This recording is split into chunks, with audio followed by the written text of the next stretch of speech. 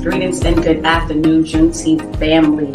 Welcome to another weekly edition of our Lunch and Learn. E is exhaling, having an opportunity to breathe, to rest, to refill yourself and rejuvenate yourself, because no one can pour from an empty cup. As you evolve and become more of yourself, you begin to attract the people that are there for you. Amen. So everything you need is in this space. You have to learn from your mistakes. Once you make a mistake, oops, sit down, recoup, and then start over. And once you do that, you say, I got that. See, Juneteenth means to me, I would definitely say empowerment and education. When I experience it, it's like just coming together and, being a part of something bigger than myself, And A new start, starting a new chapter, opportunity, new beginnings, all of that good stuff.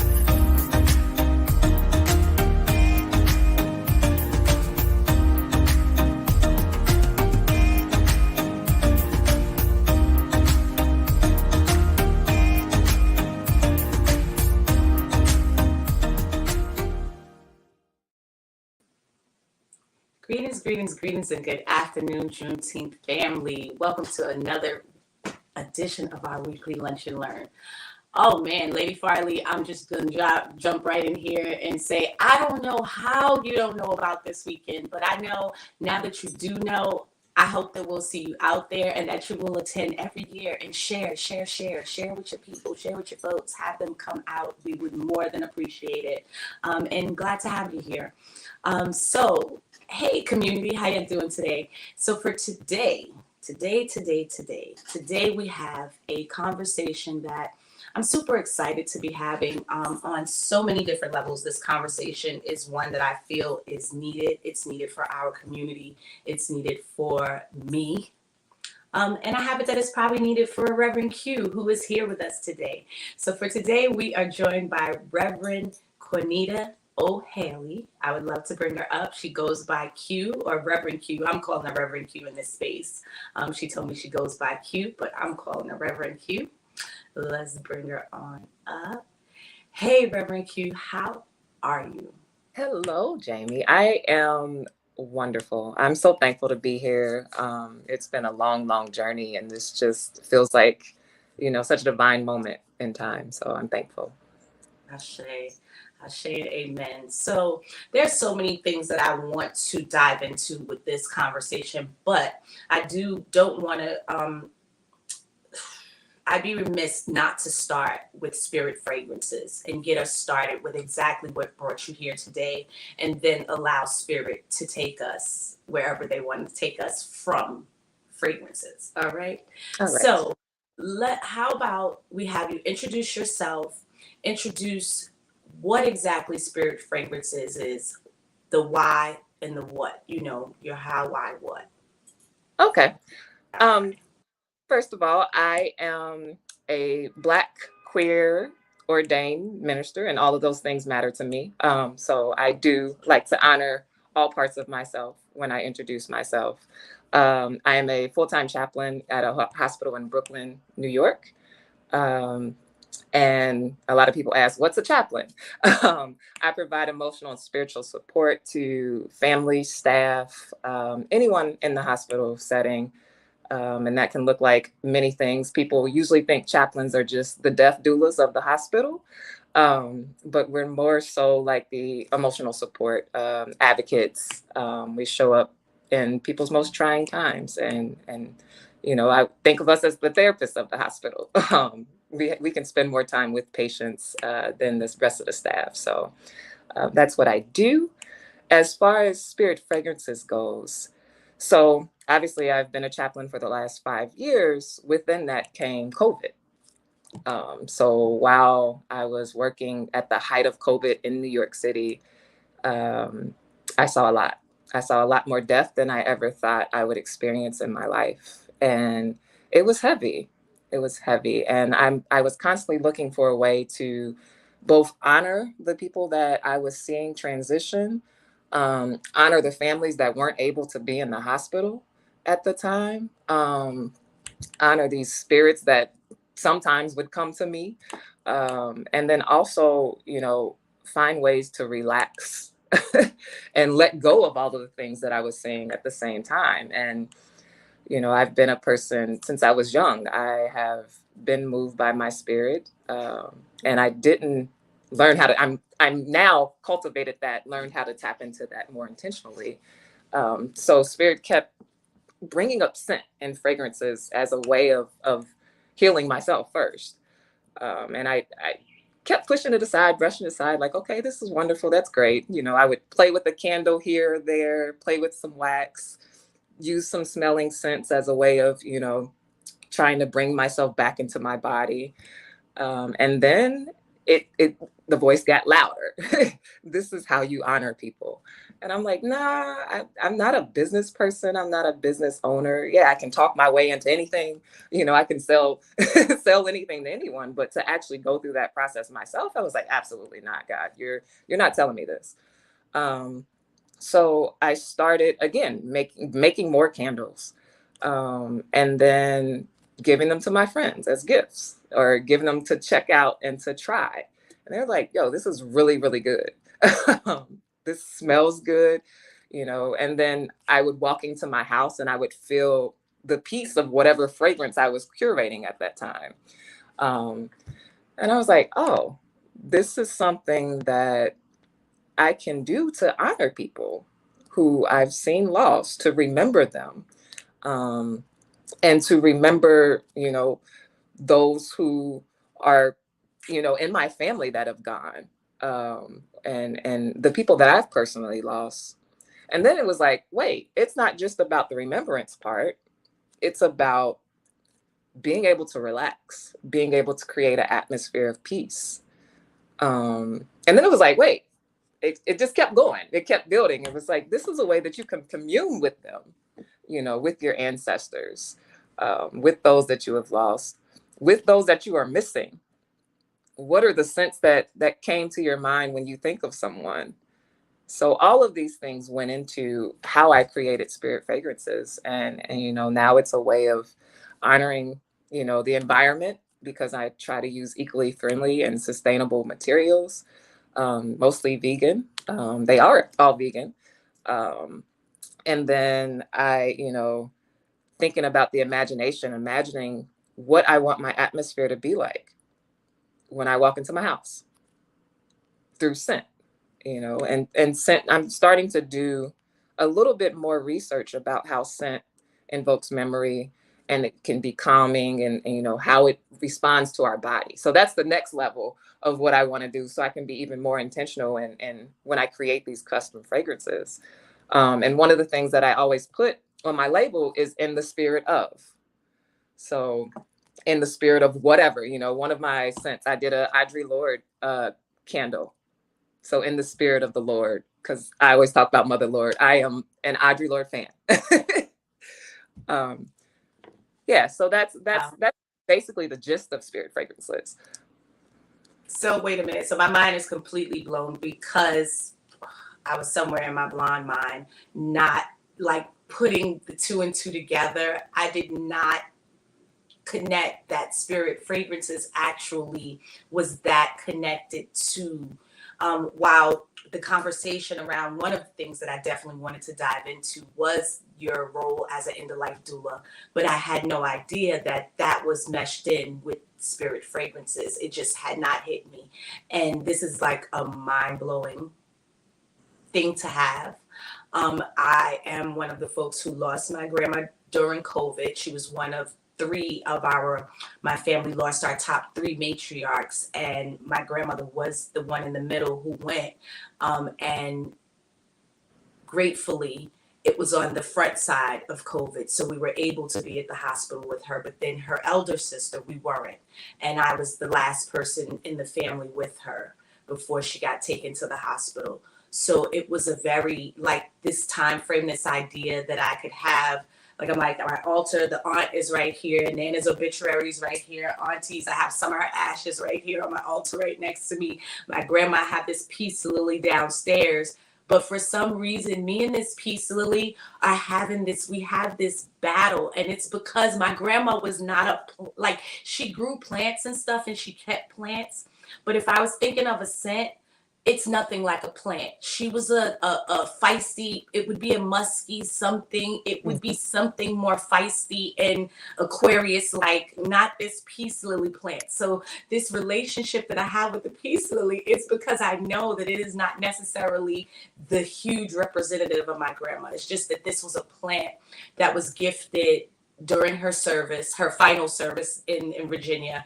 And it was where I used the plant in doing libations and honoring the ancestors and our other family members that we had lost previously in the space during her service. So I kept the plant as, you know, that reminder of her service. But what's coming up for me right now is that that's why her and me and that plant had that battle, because I'm talking to it like it's my grandma and it ain't. She's just like, no, that's just a plant that someone gifted us and we're grateful for, but it's not something like spirit fragrances would be. So yeah. What's her name? Really quickly, what's her name? Susan Josephine. Oh wow. Okay. So I'm gonna do you a favor. When we get up, before we get off the call, I want your information. I want to send a plant for Miss Susan Joseph. I mean a candle. Because that is the goal. That is the ultimate goal for me. I want to be able to create custom scents for people. And as you were talking, I'm writing things down and I have fragrances going through my head of like, what would be good to honor her. So I'm going to send you a candle. All right. So I'm going to let y'all know I'm being very transparent. And first off, I do want to stop and take one moment and say greetings back to Shamik Bryant in the space, wanting to just acknowledge who's here with us. And let y'all know I have my tissues, because I already know that before I get off this line today, Reverend Q is going to have me in tears. And she just tried to get it started just now. But I'm not ready to go there yet. So I was also writing down notes while you were talking, Reverend Q. And one of the questions that I have that came up for me that may have come up for someone else out there is that to be a chaplain, I heard you mention, I know that you were ordained this year, but you mentioned that you've been a chaplain for 5 years. How long, or what are the prerequisites to become a chaplain for anyone out there? Because during that process with my Nana, I was a trained doula, but I recognized that I'm actually more of an end-of-life doula. Mm-hmm. And that being with people when they're transitioning and just recognizing how many elders oftentimes don't have anyone with them, and you know, just the busyness of life and how life turns out. A lot of times elders are alone, wanting to just hold that space. So what does it look like if you wanted to be a chaplain or hold the position like that in a nursing home or something like that? So that was one thing I was going to add. Chaplains they have sports chaplains. There's, you know, we're in prison systems, we're in nursing homes, hospitals. So chaplaincy it's growing as a field. But the road to chaplaincy starts with the Master of Divinity. So I'm an alum of Union Theological Seminary in Manhattan. And you go for most programs are 3 years to receive your MDiv. And then you have to go through a residency program. So there's let me backtrack. So, because you can also do the clinical, it's called clinical pastoral education. And for short, that's CPE. So you can do the CPE units individually, but you have to have 4 to become a certified chaplain. And most places want you to have 4 to be hired full time. So that can be done. You do your initial 12 to 15 week single unit, and then you can do a residency that's a year. That's the path that most people take. And it sounds like for folks like me, I've always been more of a hands-on learner, more in practice. When I'm in practice, I learn better than just sitting and studying for years about something. So if I'm correct, that's what I'm hearing. It's more like a little bit more hands-on learning in the while you're in the residency and things like that. So you'll have in the residency program, I did 2 units. I don't know why, or 2 years. I don't know why, but I do. I had a goal of being hired where I'm at. And I knew that if I did that second year, I would be hired. And that's what happened. Thankfully. Again, spirit. But that within your residency, you have certain goals and things that you have to meet. So there's a certain amount of hours that are dedicated to education. And the education is basically, you learn your theory and your ethics and all of those, but the education is actually you getting in touch with your issues and your feelings so that you don't project that onto the patients. So it's a lot of self-internal work. It's a lot of processing, a lot of deconstructing things that you thought you knew about yourself, but then you see when it comes out and you project, and it's like, wait a minute. So then the educator will ask, why were you doing this? What was the purpose behind that? What were the feelings that you had? It's a lot of feelings, a lot of emotions. So that, and then the other part is the clinical nature, where you visit with the patients or whatever population you're serving in your residency. God, that's beautiful. It's intense. It's intense. I could imagine. I was getting ready to say, although in that moment, I was just going to say, even when you said that about learning things about yourself that you thought you knew or that you didn't know you knew, that's what I heard anyway. That's it.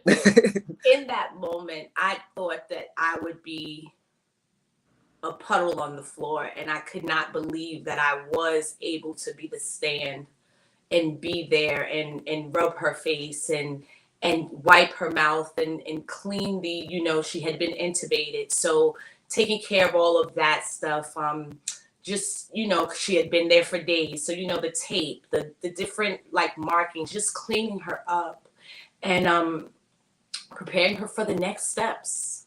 Mm-hmm. It was a honor that I don't think that I thought I knew I had the strength to actually do. And the thought, that's what it hit me, that there's someone that doesn't have this, and it's not fair. Yeah. So I'm grateful for people like you, Reverend Q, that are there. When you were speaking about COVID, I was just saying a silent prayer for you and thanking you and asking for blessings for you for being there and doing that for those of us who were not able to be with our family members, when they were transitioning. That was my piece when my aunt transitioned, and because the way that it went, I was with her, but I had to leave to go home for some hours to do things on my side of town. And in the interim, her neighbor called felt like she had been abandoned and called the ambulance, and really ended up with my aunt abandoned, where I had planned to come back because in my bones, I felt that she was transitioning that next day. And my uncle and I were going to go over, and we were going to, I'm a healer. I'm a initiated sacred woman. I was going to bring all my tools, all my crystals, all my sage, all my candles to see what she was receptive to and wasn't. We were going to play music on her radio. She had albums. I had plans, and those plans went to hell, pardon my language. Mm-hmm. And I had to find a way to be okay. Yeah. Because one, I'm not even a fighter, but I wanted to put hands on that woman. 2, I'm too grown for that and too classy and respectful and don't got time for that. And 3, that wouldn't have done anything for my aunt, because This was someone she loved as well and had helped raise. So that woman had her own cross to bear with this situation. So I had to do all of that work to recognize that I had to find a way to be okay. And the way that I was okay is that in the collective that I'm in, we actually have one of the collectives I'm in. We actually have a doctor who's an infectious doctor in Brooklyn. And she basically let us know that her and her colleagues, the nurses, the people that were people like you, were holding that space for us, that you guys had taken, most of you were taking the time to try to make sure that you spent a couple of moments with people as you knew they were in their last moments. And that has had to be my okay space for my Aunt Hattie, bringing her name into the space. Yes. Because I know she was kind of ready to go at that point. So I just pray that she was okay with where and how she was when she went. But yeah, so thank you for that share. No So problem. Reverend Q, I knew this was coming. So folks out there, I'm transparent person. I'm okay with these tears. I hope they don't bother you or make you uncomfortable. And if they do, oh well, sorry about that. That's it. But, tears are healing. They are healing. Yeah, that part. I was going to say, actually, and I'm going to use with that saying that irks my nerves. Sorry, not sorry. But Reverend Q, so you started out with your introduction and how you enter all spaces. Let's talk about that. We're in the month of Pride. Yes. It's been a conversation in my life around just spaces that, I don't know, just what has this journey been like for you? It's so much comes up for me. This conversation can go in so many directions. But what I definitely want us to do today is educate and open the hearts and minds of people that are watching and with us today and that will watch in the future. So let's see where Spirit takes this conversation. So one of the things, it's funny, I have my summer line, which I just moved. I'm transparent too. I just moved, so I'm a little behind on getting things on my website. But I have a summer pack, which is a Pride pack. So I have, some words like work, yes, fruity, that are, a part of the line. Because I'm like, again, this is intentional. I am queer, and you're going to know that I'm queer, even though my product line is called Spirit Fragrances. Spirit is with all people, who believe and who honor and move in ways that are for the people. Let's say that. So I, and it's taken me a long time to get here. Honestly, I say the last 5 years, I've really started owning my identity for myself. I don't like talking about coming out. It's really about owning who you are. Some people like the language of coming out, and that's great. But for me, I like to say owning my identity because it's my choice. It's my, my way of honoring my fullness. But that wasn't always the case. You grow up Black Baptist. I'm like Black Pentecostal / Baptist over here. I totally get it. I totally get it.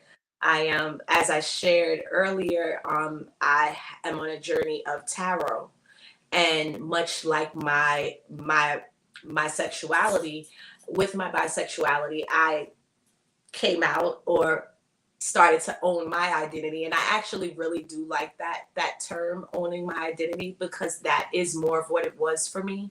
Because I would say, if I was going to say when I came out, that was the summer of 2021, where I actually made a post with a partner on Instagram.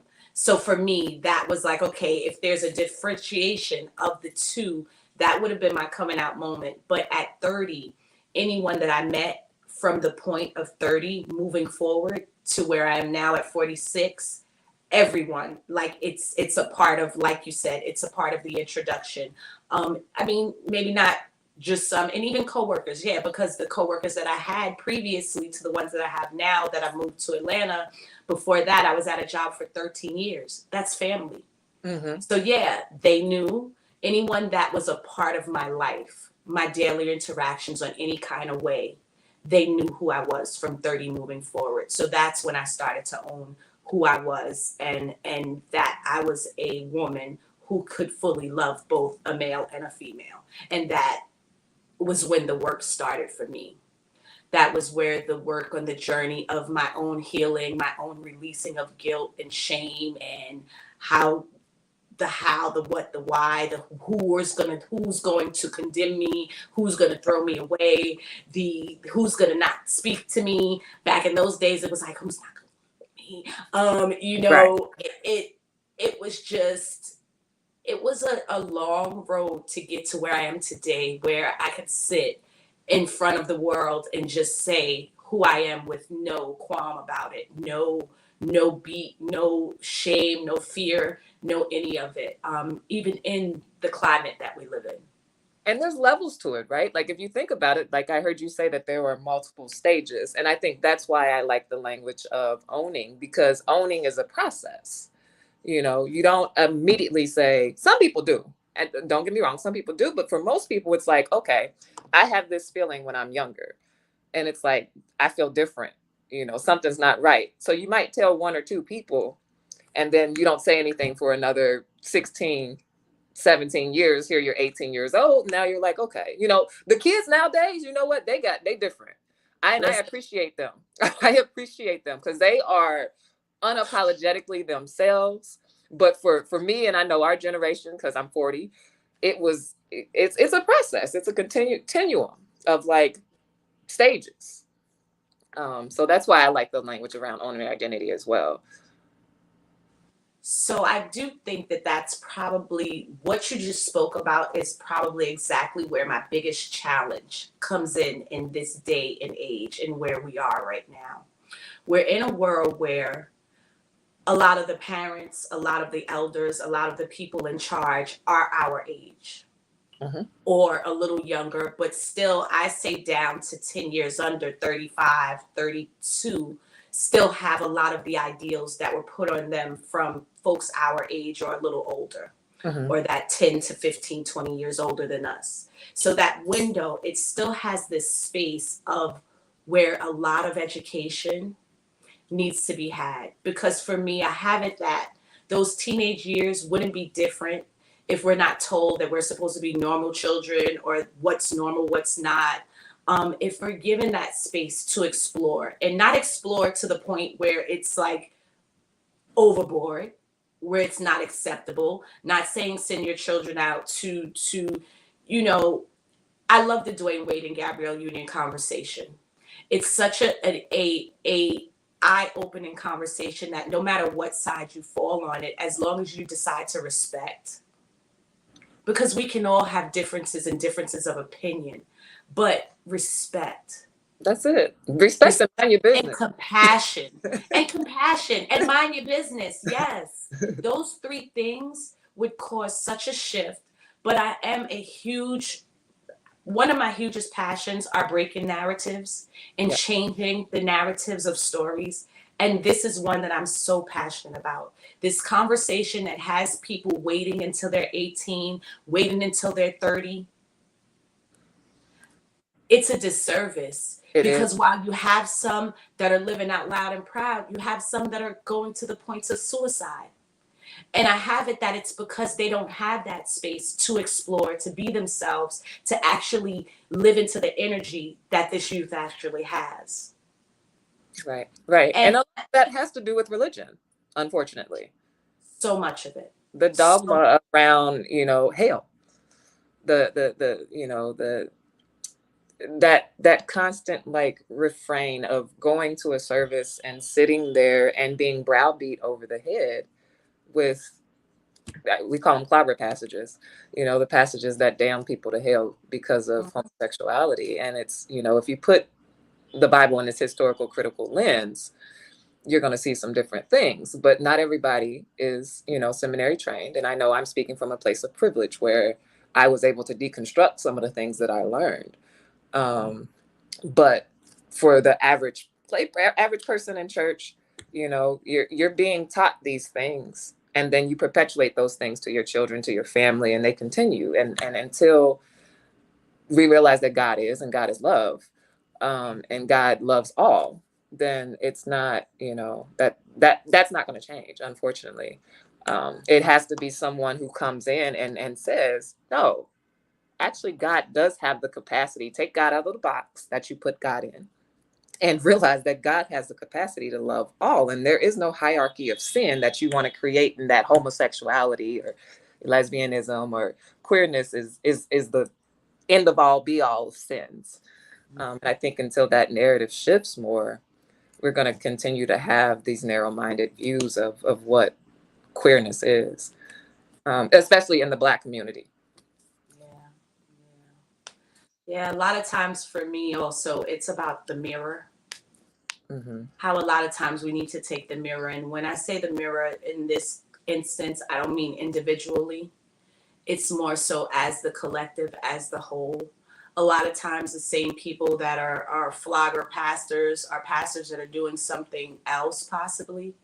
And we ignore the things that are actual sins, and we condemn for things that we decide are sins. Yeah, and I try not to even get into that conversation, because I have my own mess.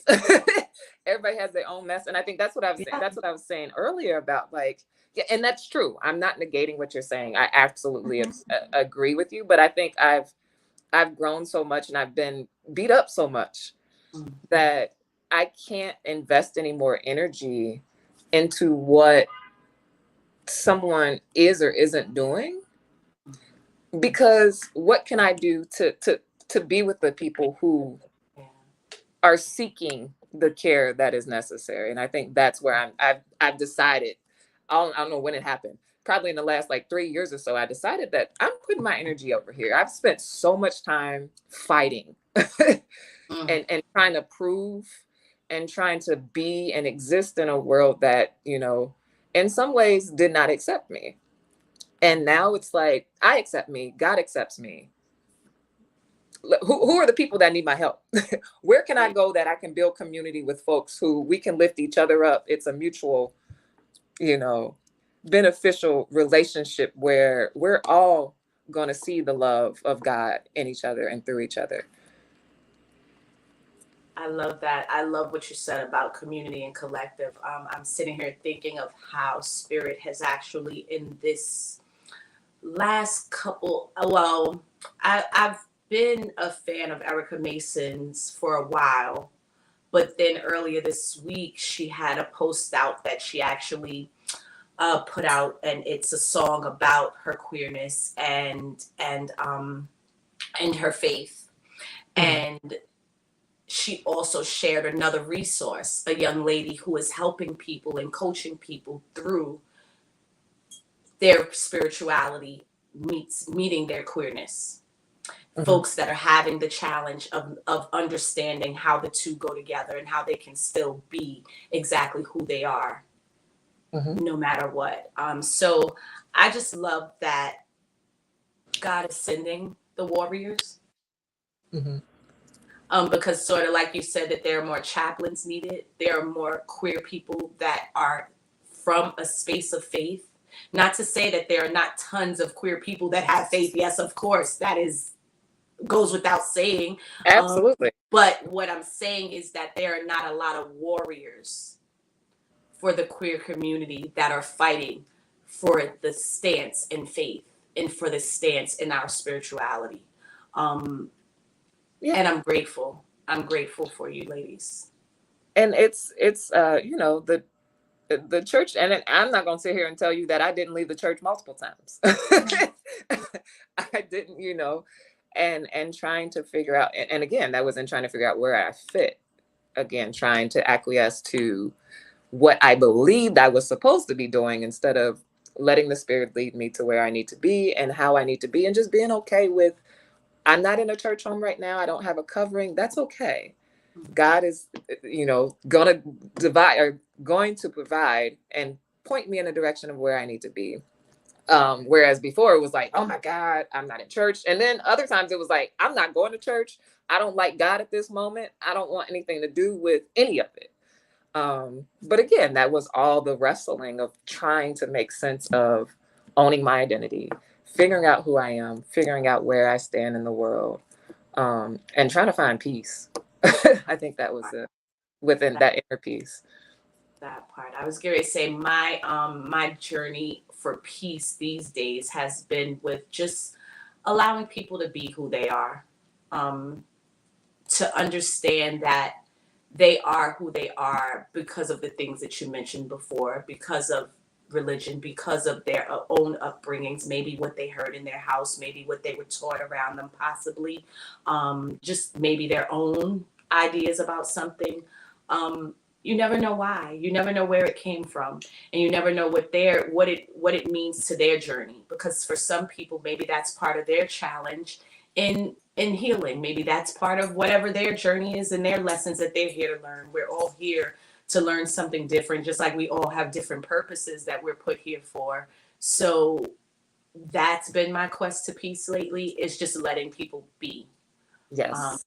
And finding a way to not judge them for it.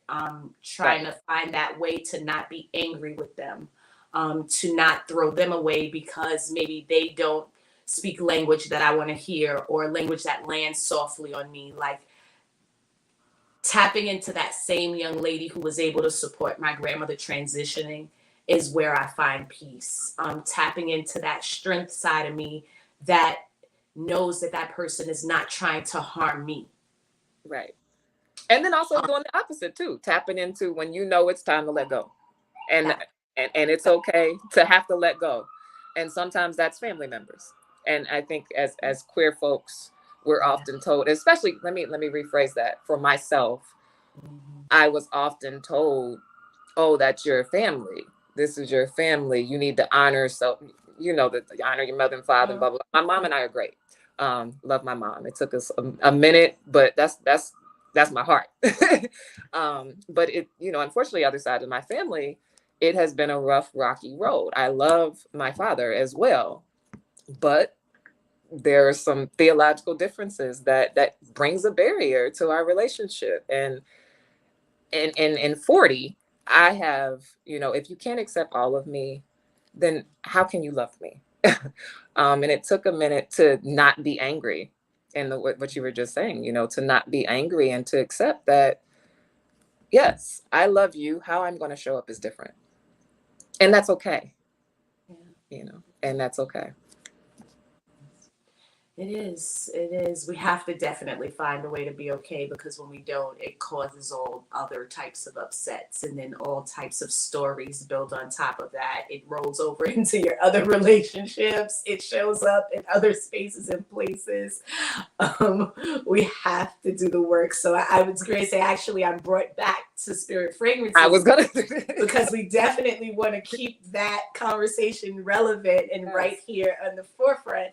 I'm like, I so love that there's a scent that's actually called work, because in our world, work is get up, go to your 9 to 5, collect a check.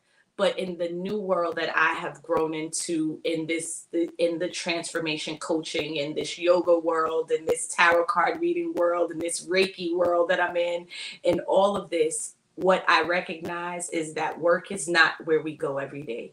Right. The work is internal. The work is from the inside out. The work is not done on the outside in the beauty. The work is from the inside out. Healing these points in our bodies that are holding hurt, trauma, pains, upset, discourse, disappointment, any of that stuff. That's what the work is. The work is letting go of judgment, finding compassion and empathy. The work.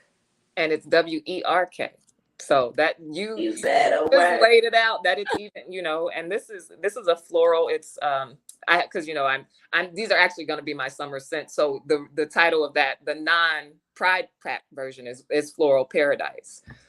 So in the spirit of summer bouquet. So giving people their flowers while they're still here. That's what I was thinking of, and that. So a way of honoring, whether you buy yourself flowers or whether you're buying someone else flowers. This is the work. And like you said, it's internal. So that I love that you laid it out like that, because I wasn't even thinking about it like that. But that is exactly what, giving someone their flowers. My Meemaw used to say it all the time. And I talk about my Meemaw often. I love her. She was 94 when she passed, and she was the first person to hold me. And that woman and I were connected from day one. She was your doula. Huh? Oh yeah. She was your doula. She's still with me. That woman's still with me. Often. Wow. Often. That's amazing. But I'll just quick story. When I was in 5th grade, I was having chest pains one time. And I went to the nurse's station, and I found out at the same moment my Meemaw was having a heart attack. She was in the hospital having a heart attack. So that's how connected we were. Just to give a I got that. Yeah. So listen, it's definitely no mistake that the word spirit is just literally like, I don't know, maybe you might want to change your name to Reverend Spirit, because it's like spirit has been with you since, we all have spirit with us since day one, but for some of us, spirit holds our hand and is rubbing our face. And I have it that it's really us that stops spirit from being there for us. That's what I was going to say. Even with I think we're all given so many gifts, whether you want to call them gifts, whether you want to call them calls, passions. I think we have them.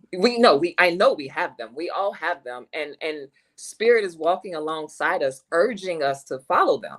And for me with spirit fragrances, I was like, absolutely not. This came up in 2001. I want that wax under my nails. And what is that? What's we doing with that stuff? But it was fear. And I think we allow fear to block our ability to hear, feel, walk alongside, be guided in the ways that we should be guided, because spirit is pushing us to do something over here, and we over here like, no, I don't want to do that. And I know for me, once I let go of my fear, things started coming to me, and it just started making sense and clicking. And it doesn't mean that everything's all great. No, I'm horrible. All of the things that I was scared of, social media, the website, all of that, I'm still horrible at it. But now I'm learning how to ask for help. That, and you know what else comes up for me, and this is where I am right now, because my mirror right now with all of that you just said. So Athenia and I have this term that she's pinned, and it's called doing it messy. So part of it also aligns with what you shared about owning your identity. Mm-hmm. As you start owning, our identities are more than our sexuality. Our identities are our quirks, those parts of you that you think that people are judging you for, those parts of you that a lot of times you're judging yourself for, yes, but people actually love about you.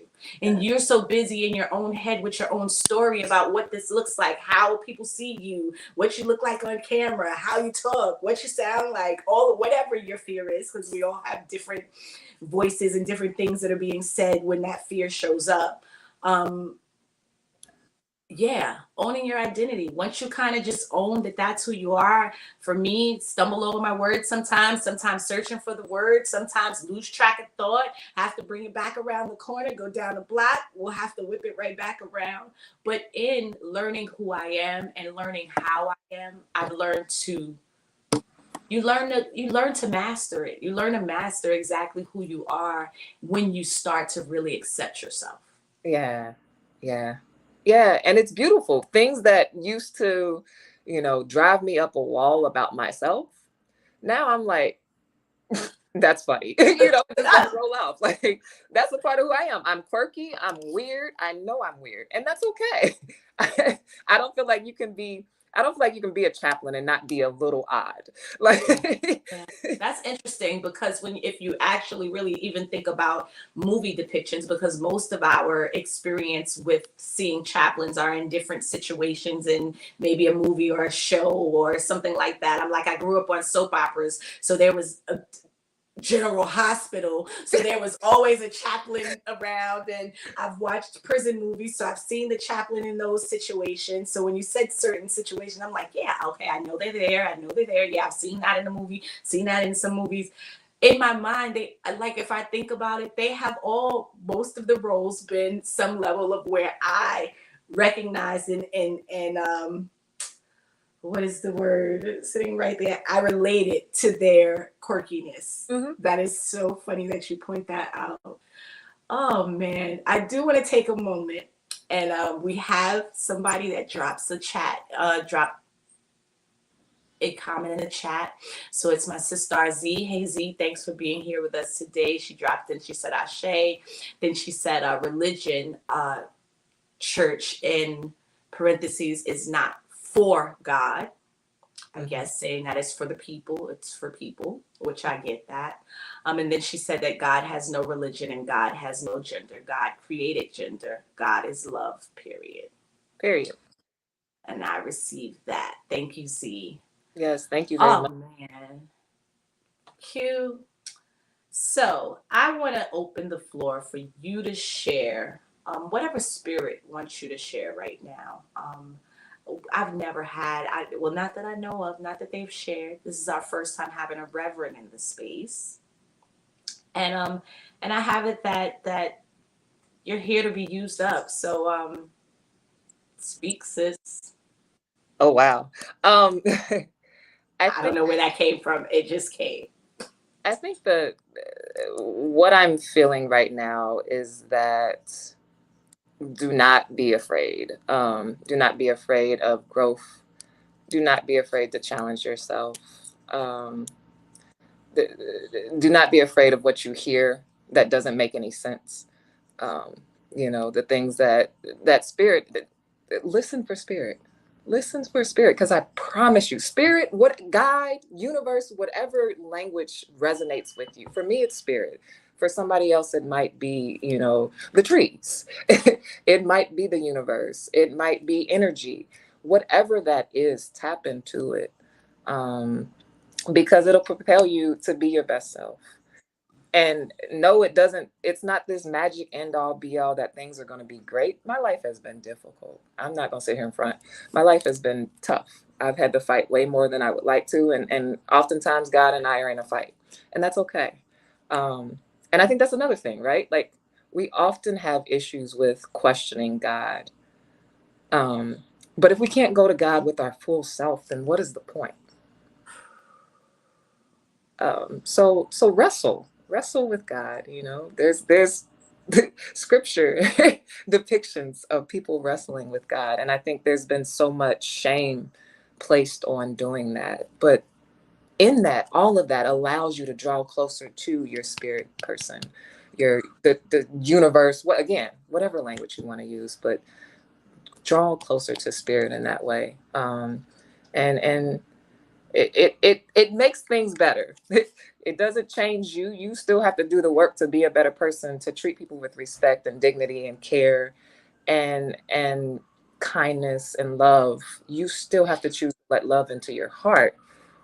But it does make things a little lighter, knowing that somebody is with you always. I love that. That is divine, and I really hope that that it reached my heart, my mind, and my soul. Things just shifted for me internally, and I hope that things were able to shift for someone else out there, and that they're able to take that away with them. So, sis, we cannot not wrap this up without coming back to Spirit Fragrances. Remind folks of what you're here for those that may have joined a little later. We cannot let you leave this space without sharing again what Spirit Fragrances is. You can give them an idea of, you're at work. You don't have one on your desk, do you? No, I don't.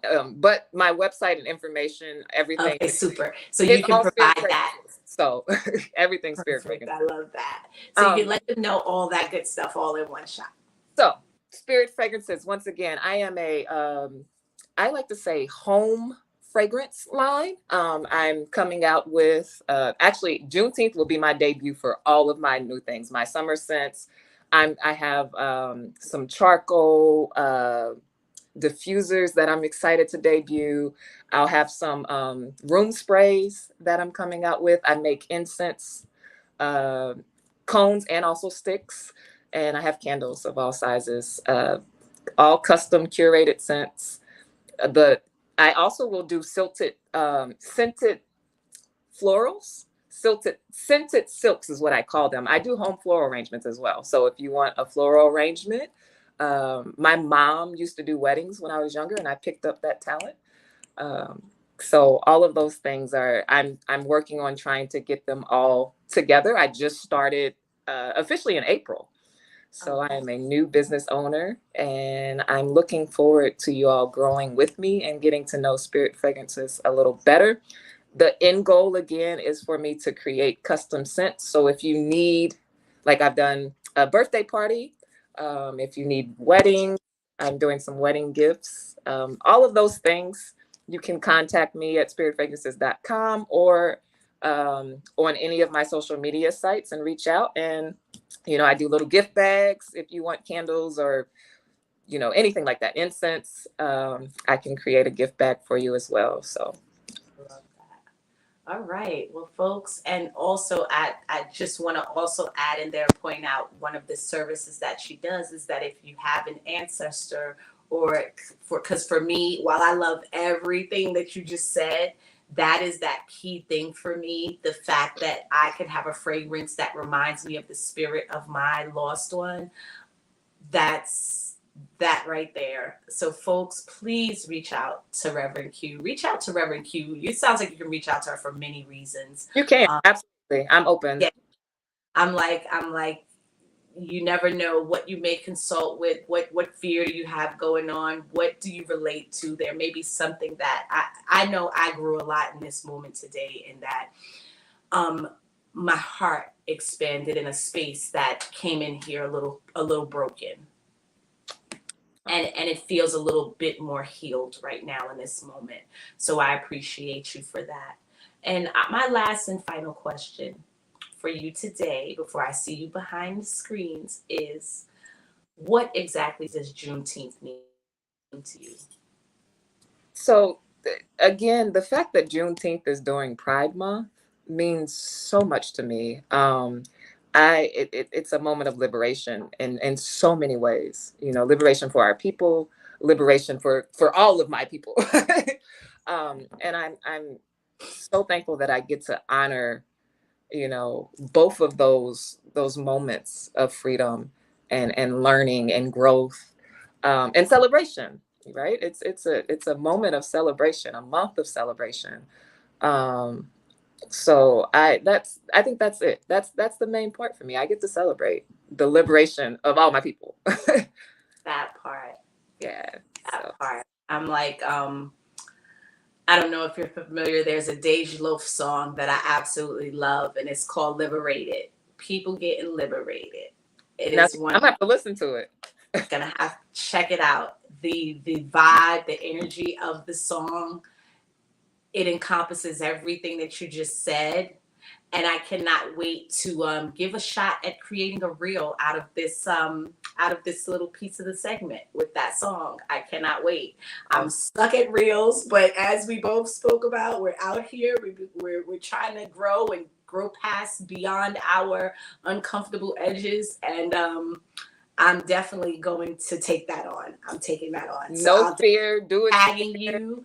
I'll definitely be tagging you when I do create it. And thank you so much. Thank you so much. And we're going to talk a little more, but I'm putting Miss Susan Josephine's name back into the atmosphere as well. And I'm looking forward to creating that candle for you, that scent. Thank you. See you shortly. Yes.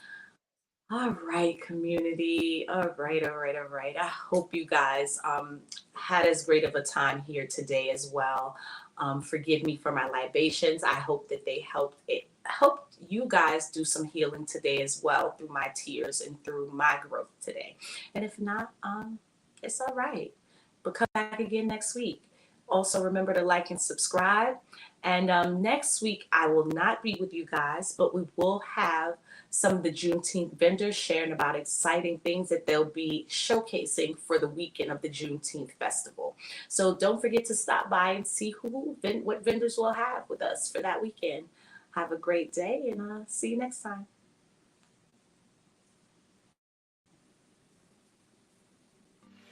Hello, my name is Athenia Rodney, CEO and founder of Juneteenth NYC.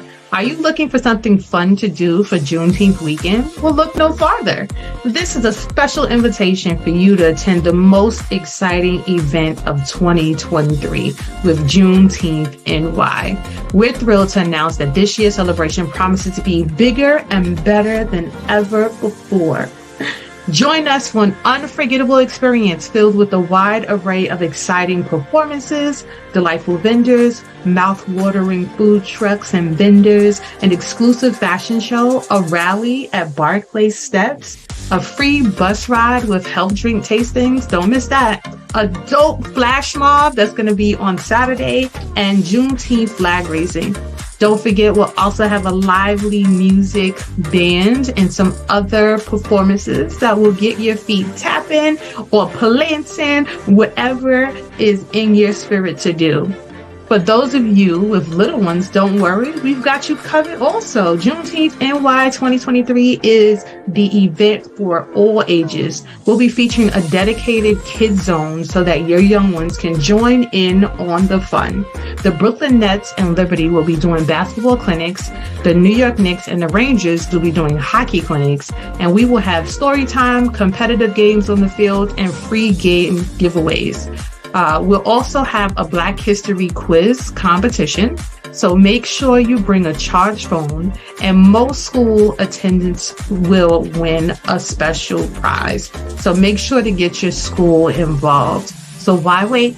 Grab your free tickets. Yes, free. It doesn't cost anything, but we do need you to register so that we can prepare for the amount of people that will be in attendance on the weekend. So we look forward for you to go to our website at www.juneteenthny.com, or you can go to our Instagram at JuneteenthNY, like us, follow us, engage with our page. We love to see you participating. It warms my heart. Trust me, it does. And then go to our link tree and you'll get a direct link to register.